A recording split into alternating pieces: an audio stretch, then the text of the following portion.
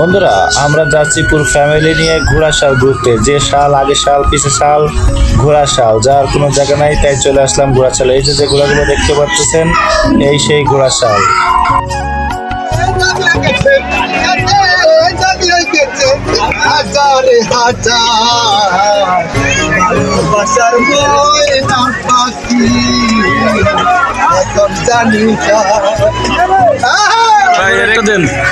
বন্ধুরা আমরা চলে আসছিলাম এই মামার কাছে শরবত খাইতে, কারণ অনেক পথে এসে অনেক গরম লেগে গেছে। তো মামার গানটা শুনে একটু মনে হলো যে মামার মনে হচ্ছে অনেক দাঁত। তো যাই হোক, আমার ছেলেকে একটা শরবত খাইয়ে নিয়ে আমরা চলে আসলাম ঘোড়াশাল ব্রিজের উপর। তো এখানে একটা জিনিস আমি খেয়াল করে দেখছি, এখানে একটা জায়গা খুবই ভালো লাগে, যেমন এখানে তিনটা ব্রিজ একসাথে, দুইটা রেল ব্রিজ, একটা হচ্ছে এমনি ব্রিজ। তো এই জায়গার পরিবেশটা মোটামুটি ভালো লাগে। আশপাশে যেমন ড্রিম হলিডে পার্ক আছে, আশপাশে ঘোরার জায়গাও আছে, কিন্তু মানুষ বেশিরভাগ এখানে আসে। তার একটাই কারণ হচ্ছে এখানে মনে করেন যে অনেক কোনো খরচ নাই, যার যার এলাকার পাশে তিনটা ব্রিজ একসাথে, একটা নদী আছে। তো সেই কারণে মানুষ সবাই এখানে আসে এবং এখানে সবাই একসাথে মেলাটেলা করে। তো আমিও গেলাম আজকে, যেহেতু বাড়ি যাওয়া হয়নি তার জন্য আমিও গেলাম, খুব ভালোই লাগলো, অনেক কিছুই বসে এখানে। তো ভাবলাম এখানে বন্দুক খেলা হচ্ছে, ভাবলাম ছেলে পেলে নিয়ে একটু বন্দুক খেলা করে আসি, শখের বিষয়।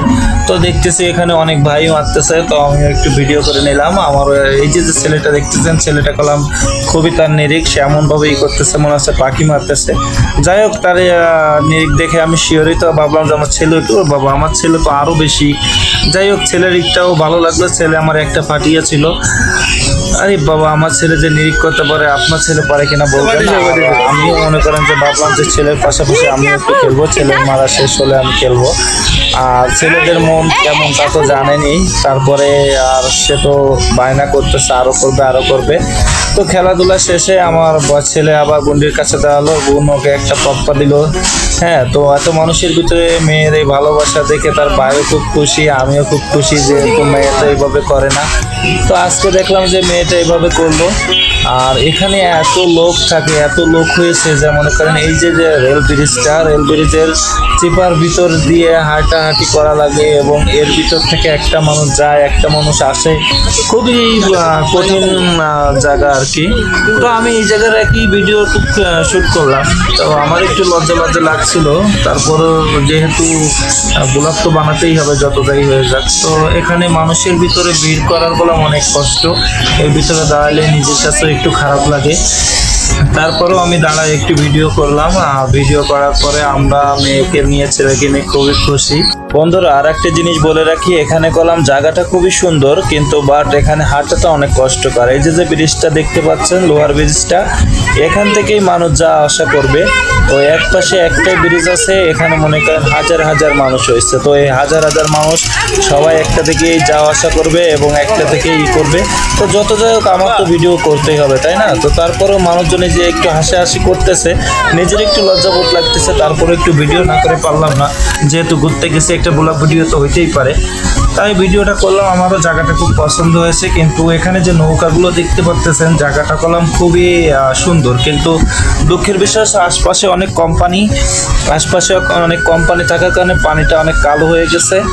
তো এই কালো পানি তাদের কাছে কোনো ব্যাপার না, ঘোরার জায়গার জন্য একটা পারফেক্ট জায়গা।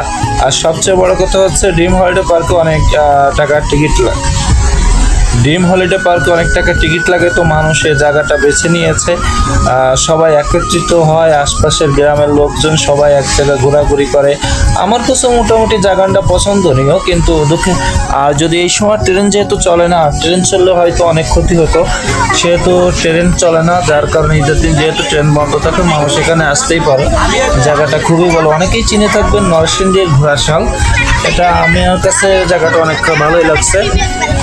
তো ফ্যামিলি নিয়ে আসলে ঈদে বাড়ি যাওয়া হয় নাই, তার কারণে এখানে ঘুরতে গিয়েছি। এখানে একটা জব করি আমি, তো জব করি একদিন হয়তো জানাবো আর অন্য কোনো ভিডিওতে।